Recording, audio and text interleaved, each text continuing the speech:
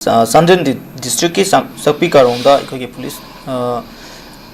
longja khunda manipur police ki gari sing thugai rakhe ba tare ikhogi mioi ma fawa chang bani hai police ki side gi sengdor pu matam made adu hairiba thong sida ikhogi uk ki side gi di police na sathare ba thong sida mokhogi member amada sigumba phana na to honarak pasi matang na tumin yenu lei tholo haibna sing baduga trekking pin ni khangna fawa chang na fawa da ikhogi senda tawra handor pu monda ikhogi wari sanara kan da policing asi suspend to ke ha batare oja asi hari policy da di ko yu si PR lai re government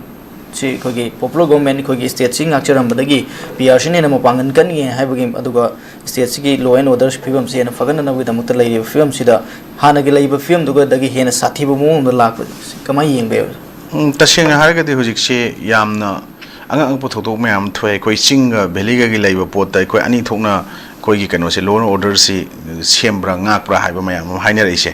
even ngarang se koina chandel or mane to coastal si ju chandel ne sidai sai koi gi Myanmar masa amaga hai tare atop koi manipur masa amaga madugi pot pharaga leibodo ahing da nan thokre amadi tanaraga mu phahore nungdang pung nongalamdai pung ama makhai dena ahum modai bok nan thokhibodo amuk tanaraga pung ni pan da Myanmar masa dum ni phare manipur masa dum nan thokre hai ba pot ama ngai thengna gi bani ai keno ma da ko masing ba pot mayam le sum thengnarak pasida koina huji kari khalake hai matam da koi si ta sengna loina order na traga maduda koi ta sengna chandel duda thamiba magi temporary jail hai tare ne da maina nan thor ek hai ba posi la abani na summe sidai dai koi gi mini DC mini secretariat ki chandel gi adugi jail du da temporary jail da thamba potane mokoi na hai se masi nan thokre hai se da madugi potu magi toilet ki thongnau thong hangdo ga chen gi ka hai ba pochini adu masi gi poching si masi keno da moi phari ba pochi mokoi kari ga mari lener ga pha bano hana hai bu koi na khangdre prisoner ne na hai ba pot ni na masi gi de thangling cup hai amana 20 son of ngampau of kolang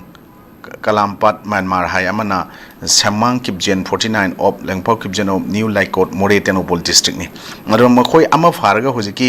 samang kipjen je phaba ngamde hai ni makoi drug ka mari lena dum phaba na traga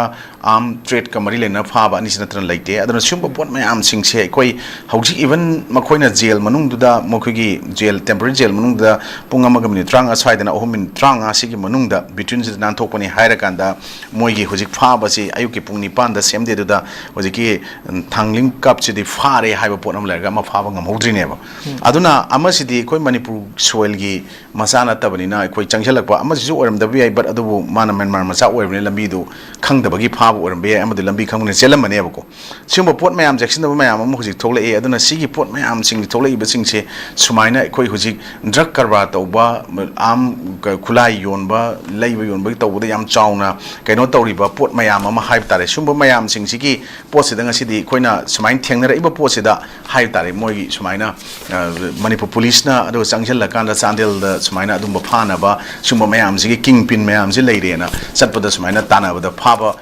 phana hona ba makoi gari ga si SP gari ba mane thugai dana on thok tana taroga thador ko fort hai se masi am live active ni da sengna manipur police na masida thongna han bam thokte ekoi swai da valley da makoi na tauri ba maina hai tare ko mob ai thok tab na te jaga jaga ge dubu madu yade hai ba pot amadi adum singi district sing maru particularly koki da ba jaga sing da sumaina law and order gi pot si yam hena social ko pot manipur police na madu gi hena akan ba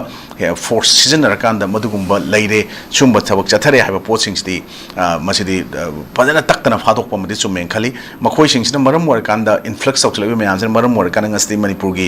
soil leima is ngasi di kai dore hai kanda yamna innocent youths mayam ama naha mayam ama even including singbo middlemen sing yauna handaki thokriba mamangi 2023 gi me hum dagi thokebi irang jira maram mur kanda mayum da intisana lejaram ba mayam amasu den lalobo yauro su yarum ba leram ba mayam amasu taseng na thola akanda makut khulai pa kanda imale bag iramdam ifrup izati kanda biya den tholokpa ngasina lanji kitang tap thar ko man mong da leiba aruga buffer zone still huji bokta dum thammaga de khoi changba yadan leiba jaga as dai khoi gi taseng na ragadi manipur police assam rifles army paramilitary forces singchina tana dana fa ba pum bai tap torokpa aduga irang thoingai matam dana dum punna chamina dum leibai potala akal loina khangtu okanda ngasi lalhaubugi samasya je muthatna bhon tongan tongan pambai semjenarakpa swaida amuk madugi potada makoina monopoly mayam ama tauba aduga ngasai kenosi lalhaubu singsida any means mata pidana makoi je hata kangtakta aga thammaga wara kanda mayumda hanjani thoksarak chani surrender tawjani haibagi pot manba pot su satrak yaudu nate sumba pot mayam sida tasengna hade peace pamjaba lal haubu pamna taba lewak sigi oinadi tasengna haraga dum ikoi thengnabam thokpa thengnagani na khallaga leijaba haib tare ko sigi pot sida leiba mayam amana ngasi makoi da thamba proposal phawboda masi taningak tabagi pot manba makha hadi lanjina tapthara abani na haib tare ko sigi pot lakpa makha koina ngasi udaba nate aduna ikoi sida isda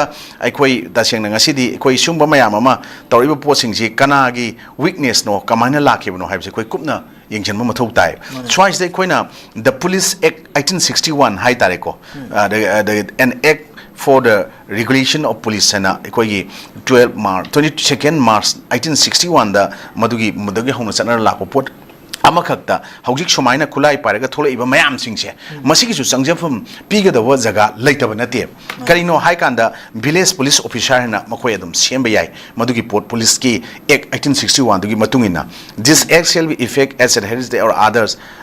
village police officer unless such officer shall be enrolled as a police officer under this act when so enrolled such officer shall bound the provision of the last proceedings preceding sections no hesitation other village officers shall be enrolled without his consent and this consent who had been right to nomination adagi sigi pota magi section 21 da 22 da adagi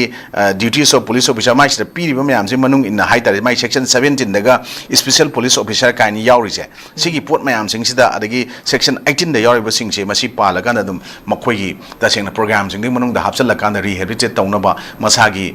asengba track da pata langna hona ba da semba da yaroi do nateba haidi sigi special police officers and moi sembagi amaka ayaba magi section 17 the piri kai gino hai kana when it shall appear that any unlawful assembly or a riot or disturbance of peace has taken place or may reasonably apprehend that and that the police force ordinarily empowered to for preventing the peace is not sufficient for its prevention and for the protection of the inhabitants and the security of the property of the place where such unlawful assembly or riot disturbance of the peace has occurred or apprehended, it shall be lawful for any police officer not below the rank of inspector to apply to the nearest magistrate to appoint so many of the residents of the neighborhood as such police officer may require to act as a police officer for such time and within such limit he shall deem necessary and the magistrate to whom such application is made shall, unless he sees cause to the contrary, comply with the application.